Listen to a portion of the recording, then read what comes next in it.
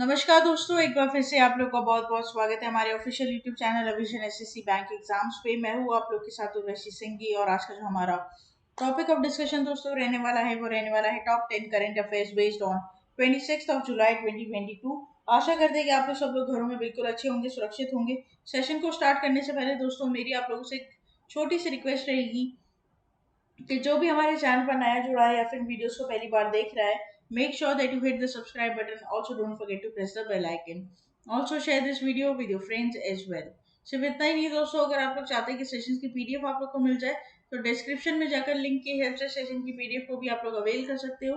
और साथ ही साथ आप लोग हमारा ऑफिशियल टेलीग्राम चैनल अविजन इंस्टीट्यूट के ग्रुप को भी जरूर ज्वाइन कीजिए। साथ ही साथ आप लोग इंस्टॉल कर सकते हो हमारा ऑफिशियल ऐप, जो कि बहुत इजीली अवेलेबल है प्ले स्टोर्स पर, जहां पर आपको free video lectures, latest articles, daily quiz, daily current affairs, free mock test, GK capsule, job notification and 1000 plus online test, ये सभी प्रोवाइड किए जाएंगे। ठीक है, तो study any time anywhere with अविजन institute. Let's start with the first question of the session that is on our screens right now.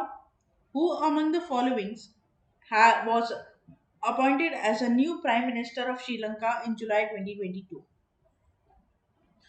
आपको बताना है दोस्तों इनमें से किसे श्रीलंका का प्राइम मिनिस्टर यहाँ पर अपॉइंट किया गया है फॉर द जुलाई 2022। तो करेक्ट ऑप्शन यहाँ पर जो हो जाएगा वो हो जाएगा option number C, that is Dinesh Gunawardena. ठीक है, तो यहाँ पर इंपॉर्टेंट बात जो है वो यही रहेगी दोस्तों कि दिनेश गुनावर्धने जी को 15th प्राइम मिनिस्टर बनाया गया है श्रीलंका का। यही लाइन जो है इसी पर से आपके क्वेश्चन सबसे ज्यादा बनेगा। ठीक है, इन्होंने किसको रिप्लेस किया है ये थोड़ा सा आप देख लीजिएगा। वैसे तो यहाँ पर आपको पता है दोस्तों, श्रीलंका की कंडीशन कुछ ऐसी थी कि प्राइम मिनिस्टर ने तो रिजाइन कर दिया और प्रेसिडेंट तो भाग ही गए। ठीक है, ये बात आपको पता है।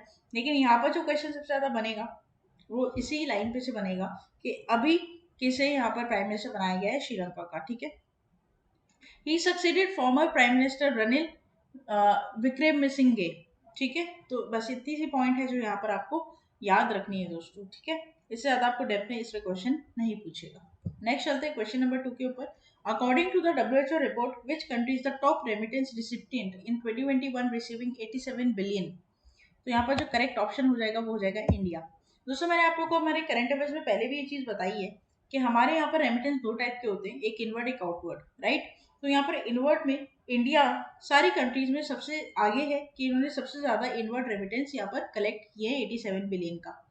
Even China, Mexico, Philippines, Egypt ने भी 5 अदर टॉप नेशंस है इन द लिस्ट, जिसने 53 बिलियन, 53 बिलियन, 36 बिलियन और 33 बिलियन का रेमिटेंस लिया है।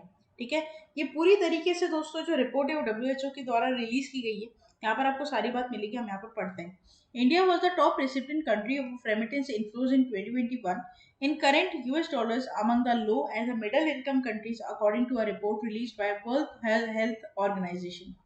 India received remittances worth rupees 87 billion 2021 as per the first world report on the health of refugees and migrants, right. तो ये ध्यान रखना है यहाँ पर कि जो फाइनेंशियल ईयर है हमारा 20 और 2021 की बात यहाँ पर डब्ल्यूएचओ ने की है, रिपोर्ट रिलीज की है, तो 87 बिलियन का रेमिटेंस यहाँ पर इकट्ठा हुआ है। ठीक है, United states was the largest source of country for remittance 2020। US सबसे बड़ा रेमिटेंस का सोर्स यहाँ पर रहा है। ठीक है, और यहाँ पर यूएई, सऊदी अरेबिया, स्विट्जरलैंड ये है अदर जिन्होंने यहाँ पर कोविड-19 पैंडेमिक में कंज्यूमर स्पेंडिंग पर काफ़ी इंक्रीमेंट किया है, मेंटेन किया है इकोनॉमिक हार्डशिप को। ठीक है, तो ये बात आप लोग इधर क्या करेंगे, ध्यान रखेंगे, यहाँ पर ये इंपॉर्टेंट रहेगा। नेक्स्ट चलते हैं। Which of the following companies has signed the MOU with the Bihar State Skill Development Mission to create supply chains operation talent pool in July 2022? तो यहाँ पर आप लोग को बताना है दोस्तों कौन सी ऐसी कंपनी है जिसने बिहार स्टेट स्किल डेवलपमेंट, ठीक है, मिशन में यहाँ पर एमओयू साइन किया है। ठीक है, और ये इसलिए किया है ताकि जितनी भी टैलेंट है उन्हें एक साथ यहाँ पर लेकर आया जा सके और उन्हें एक तरीके की यहाँ पर पूरी तरीके से नॉलेज दे सके, ट्रेनिंग दे सके किस तरीके से सप्लाई चेन ऑपरेशंस को पूरा किया जाता है। तो करेक्ट ऑप्शन हो जाएगा फ्लिपकार्ट, है ना।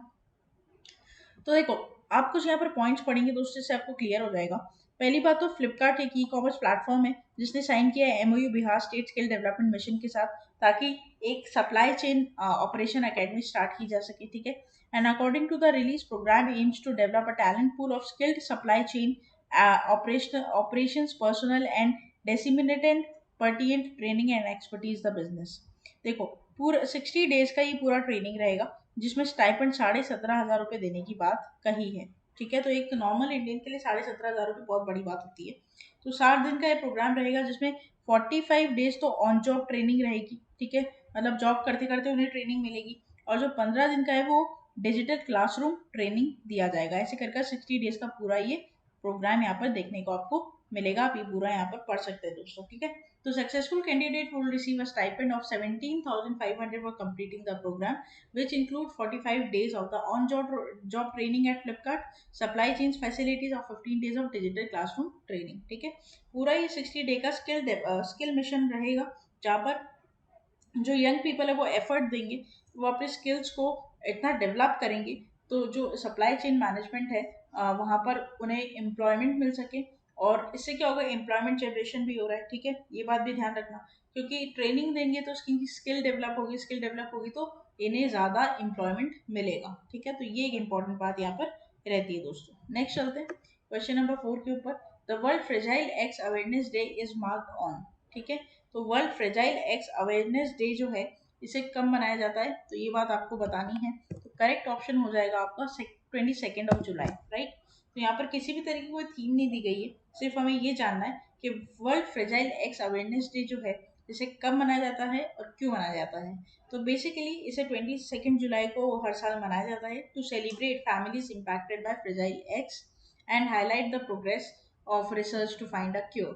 ठीक है, तो जो भी फैमिलीज जो कि इम्पैक्टेड है फ्रेजाइल एग्स से, और उस फ्रेजाइल एग्स को क्योर करने की जो रिसर्च है, यहाँ पर इस पूरे प्रोसेस को यहाँ पर world fragile eggs awareness day के रूप में लेकर आया गया है। On this day communities around the world come together to shine a light on fragile eggs by illuminating monuments and landmarks globally.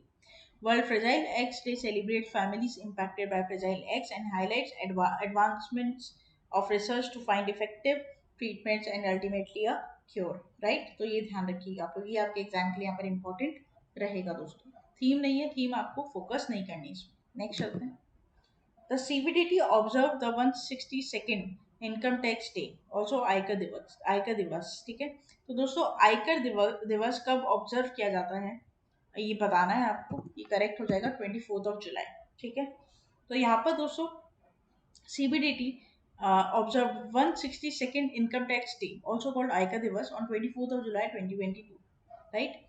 First ये इंडिपेंडेंस जो हुआ था ब्रिटिश के अगेंस्ट 1857 में, से फर्स्ट डे मनाया बोला गया था, लेकिन मनाया पहली बार 2010 में गया था।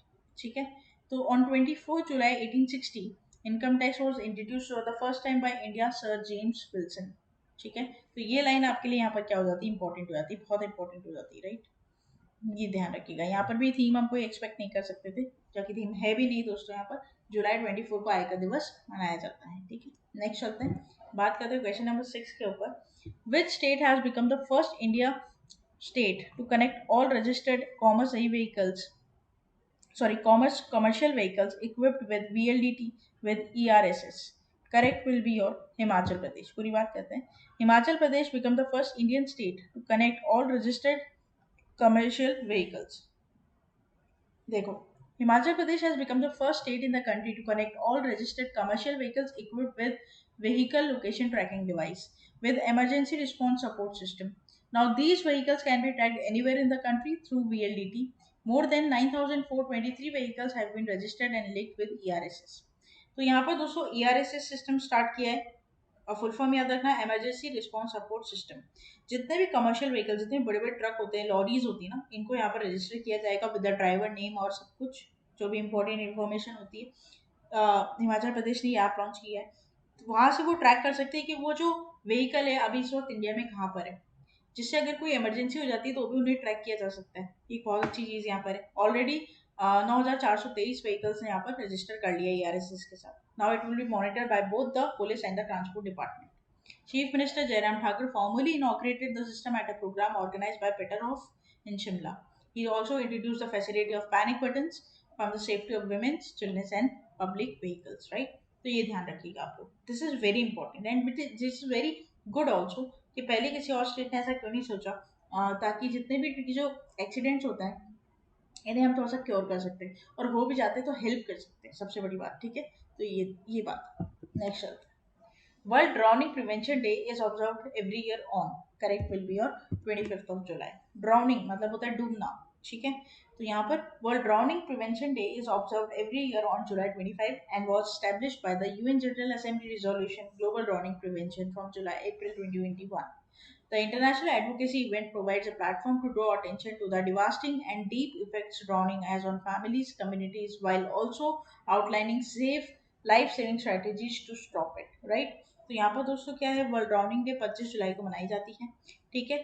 और पूरी तरीके से इसकी थीम तो थीम यहाँ पर नहीं दी गई, थीम आपको याद नहीं करनी है। और पूरी तरीके से जो इसका अटेंशन है वो यही है कि जितनी भी कम्युनिटीज़ है, लाइफ सेविंग स्ट्रैटेजीज अगर उनको बचाया जा सके और कम से कम ड्राउनिंग केसेस यहाँ पर हमें देखने को मिले, ये चीज़। वैसे भी दोस्तों आपको पता है मानसून में जब बोला जाता है समुद्र में नया पानी आता है, तो ये नया पानी चढ़ता है तो वो कोई ना कोई को खींचता ही है। मतलब आपने कई ऐसे केसेस सुन लिए होंगे, देख लिए होंगे कि समुद्र के पास और लहरों ने खींच लिया लोगों को। ऐसी वीडियोस भी अभी काफी चल रही है, वायरल हो रही है। तो ये ध्यान रखिए, ठीक है। Next, Dash has been named as a managing director of Tata Projects. The company announced. Correct will be और विनायक पाई, ठीक है। तो विनायक पाई अब यहाँ पर क्या बनेंगे, एमडी बनेंगे टाटा प्रोजेक्ट्स के। एंड कंपनी ऐसा बोलती है, Vinayak Deshpande who have been in charge of operation for more than 11 years has been replaced by पाई। तो पहले थे विनायक देशपांडे, अब बनेंगे विनायक पाई, नाम सेम है, सरनेम चेंज हो गया।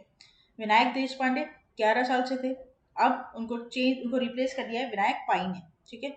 Pai has worked with the top engineering and EPC firms for more than 3 decades, holding significant positions of teams that work with the engineering design, technology, licensing and project management, business development and operations, right? तो ये ध्यान रखिएगा आप लोग। He graduated from the College of Engineering in Pune with a bachelor's degree, and he also possesses an executive MBA in Business Administration and Management from IIT Bombay. तो यहाँ पर इनका ये बैकग्राउंड है दोस्तों, ये पूरा यहाँ पर बैकग्राउंड है। ध्यान रखिएगा, विनायक पाई को टाटा प्रोजेक्ट्स का एमडी यहाँ पर बनाया गया है। नेक्स्ट चलते हैं। Noted scientist and Padma Shri awardee Dash has passed away in July 2022. Demise से दोस्तों आपको ध्यान रखना है डॉक्टर अजय परिदा। डॉक्टर अजय परिदा को यहाँ पर ILS में काम करते थे दोस्तों, डायरेक्टर थे वहाँ के, और यहाँ पर इनका देहांत हो गया, 58 ईयर्स के ये थे। पद्मश्री अवार्ड से इनको सम्मानित भी किया गया है प्रेसिडेंट के द्वारा, और ये इन्होंने आउटस्टैंडिंग कॉन्ट्रीब्यूशन दिया है साइंस और इंजीनियरिंग के फील्ड में, ठीक है। तो ये ध्यान रखना है आपको। ऑर्बिचरी आपके एग्जाम में क्वेश्चन ही बनाता है, हर टाइम मैंने आपको ये बात बताई है। ऑर्बिचरी जो होती है दोस्तों, 2 से 3 4 5 क्वेश्चन आपको दे ही देता है एग्जाम्स में, ठीक है। तो जो भी इंपॉर्टेंट हस्ती है जिनका देहांत होता है, प्लीज आप उनके बारे में थोड़ा सा नोट डाउन करके रखिएगा और उनको बैक ऑफ द माइंड आप रखिएगा, ठीक है। नेक्स्ट आते हैं last question of the session के ऊपर। Which of the following film has won the best popular film providing wholesome entertainment at 68 national film awards? Correct will be Tanaji, right. पूरी बात करते हैं। The winners of 68 national films award were announced in New Delhi. The year award ceremony honoured films from 2020 as well as due to COVID-19 related ailments और delays. The event is organise by the directorate of the film festivals. अब यहाँ पर सबसे बड़ी बात क्या, देखो सबसे बड़ी बात ये है कि यहाँ पर पूरी यहाँ पर लिस्ट दी गई है हमारी यूट्यूब चैनल और हमारे वेबसाइट पर, ठीक है। तो यहाँ पर कुछ 4 ऐसी मैंने आप लोगों के लिए रखी है, जैसे बेस्ट फीचर फिल्म कौन सी है, तो सूर्यराय पोत्रु। डायरेक्टर कौन हो जाएंगे, ठीक है। फिल्म कौन सी है और एक्टर कौन से है, तो अजय देवगन फ्रॉम तानाजी, ठीक है। और सूर्या फ्रॉम सूर्यराय पोत्रु, ठीक है। ये ध्यान रखिएगा। तो 68 नेशनल फिल्म अवार्ड्स यहाँ पर अनाउंस किए गए हैं, ठीक है। अनुराग ठाकुर अनाउंस किए हैं सारे विनर्स, ये भी आप लोग ध्यान रखिएगा, क्योंकि ये union minister for information and broadcasting है दोस्तों। तो ये था हमारा पूरा टॉप 10 करंट अफेयर्स का सेशन। आशा करते हैं सेशन आपको अच्छा लगा होगा। अच्छा लगा है तो दोस्तों लाइक करना मत भूलिएगा, चैनल को तुरंत ही सब्सक्राइब कर लीजिए, साथ ही साथ बेल आइकन को जरूर प्रेस कर दीजिएगा, ताकि जब भी कोई नई वीडियो में डालूं सबसे पहले नोटिफिकेशन आप लोग के पास आ जाए। तब तक के लिए आप लोग बने रहिए हमारे साथ। Thank you so much and have a nice day.